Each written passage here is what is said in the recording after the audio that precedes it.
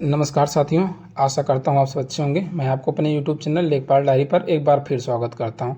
साथियों, आज इस महत्वपूर्ण टॉपिक के ऊपर में हम वीडियो बनाने जा रहे हैं। उसका टॉपिक ये है कि जो लेखपाल की आयकारी परीक्षा आपकी हुई थी 9 सितंबर 2025 से 13 सितंबर दोस्तों 2025 तक, इसका दोस्तों रिजल्ट कब तक जारी होगा। दोस्तों इसमें अगर इम्पॉर्टेंट चीज़ देखें तो ये हमारा जो नोटिस है 20 जनवरी का नोटिस है। इसके बारे में मैंने एक डेडिकेटेड वीडियो अपने चैनल पर डाल दिया था। उसमें मैंने आपको सब कुछ बताया था, कॉपी कैसे चेक होगी, उनका प्रोसीजर क्या होगा। तो साथियों इस जो PDF जारी की गई थी, इसमें दोस्तों सब कुछ डिटेल से बताया गया था, क्या प्रक्रिया होनी है, क्या होगा। और दोस्तों इसी वीडियो में बताऊँगा कि रिजल्ट कब तक आने की संभावनाएँ हैं और कॉपी जो चेक होने की प्रक्रिया है कंप्लीट हुई है कि नहीं है, सब कुछ बताऊंगा। साथियों ये आपका 20 जनवरी का PDF है। इसमें दोस्तों स्पष्ट रूप से बताया गया था, ये आपकी जो परीक्षा है लगभग 35 केंद्रों पर दोस्तों आपका प्रशिक्षण हुआ था। 35 केंद्रों पर परीक्षा कराई गई थी और उसमें से दोस्तों आपका जो सर्वेक्षण और सदाचार, सर्वेक्षण का 100 नंबर और सदाचार व्यवहार का 50 नंबर, ये दोस्तों ये अंक आपके विद्यालय के माध्यम से दिए जाते थे। उनके जो प्रधानाध्यापक उनके माध्यम से राजस्व परिषद को उपलब्ध कराने की बात कही गई थी और कहा गया था कि जो नई व्यवस्था है उसके अनुसार सभी सब्जेक्टों का 20% यानी 140 नंबर भी राजस्व परिषद को उपलब्ध कराए दिए जाएँ। उसके अतिरिक्त दोस्तों ये आपके 2 सब्जेक्ट हो गए। उसके बाद आपका बचे 6 सब्जेक्ट।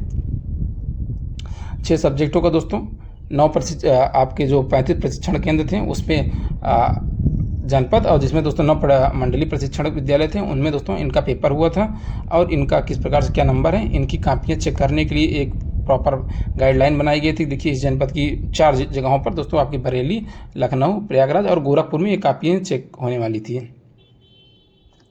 साथियों आगे चलेंगे, इसी में देखेंगे तो इन्होंने बताया गया था कि एक आदर्श मॉडल के अनुसार कॉपी चेक की जाए, जैसे जिस हिसाब से मतलब देखिए क्योंकि कोई OMR बेस्ड तो पेपर था नहीं, लिखित बेस्ड था।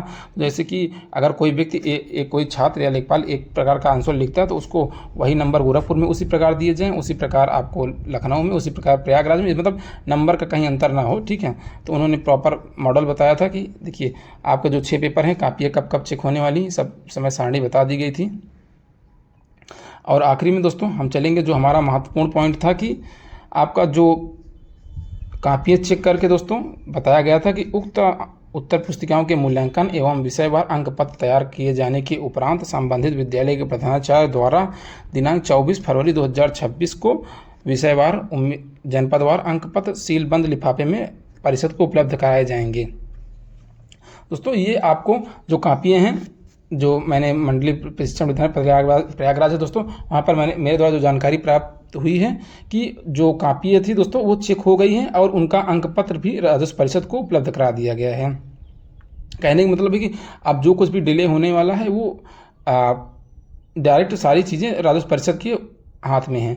अब क्या होगा दोस्तों, ये इन्होंने कापियाँ चेक बना के दे दी गई। अब राजस्व परिषद क्या करेगा कि सभी बच्चों का कापियों का जो मूल्यांकन है वो नंबर प्रदान किया जाएगा, उसका एक रिजल्ट जारी कर दिया जाएगा। सामान्यतः दोस्तों पिछली बार जो 2016 में बैच आया था उसमें ऑफलाइन रिजल्ट जारी किया गया था। इस बार ऐसा नहीं होने वाला है। जिस प्रकार सब कुछ ऑनलाइन रिजल्ट ऐसे होता नहीं, ऑनलाइन रिजल्ट के माध्यम से सब कुछ जारी कर दिया जाएगा।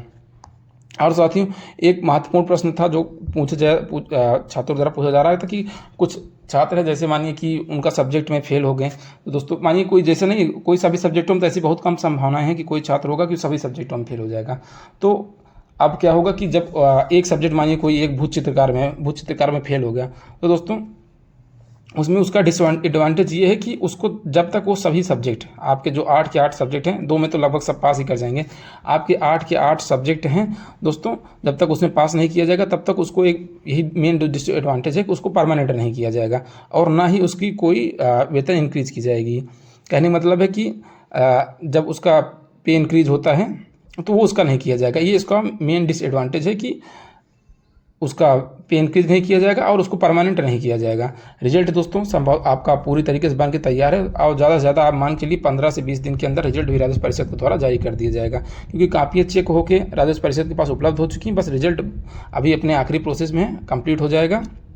यही जो जानकारी मिल के आ रही है कि कंप्लीट होने के कगार पे है। उसके बाद कंप्लीट होने के बाद ये आपको रिजल्ट जल्द ही जारी कर दिया जाएगा दोस्तों। अब बाकी उसके बाद आपको अकॉर्डिंग आपका जब जुलाई होगा तो जुलाई के आपको नया आपका वेतन इंक्रीज कर दिया जाएगा और परमानेंट भी आप लगभग 2 साल हो जाएंगे आप इसी बार 10 जुलाई 2026 को दोस्तों, क्योंकि 2024 में ज्वाइनिंग हुई थी तो 2026 में आपको परमानेंट भी कर दिया जाएगा।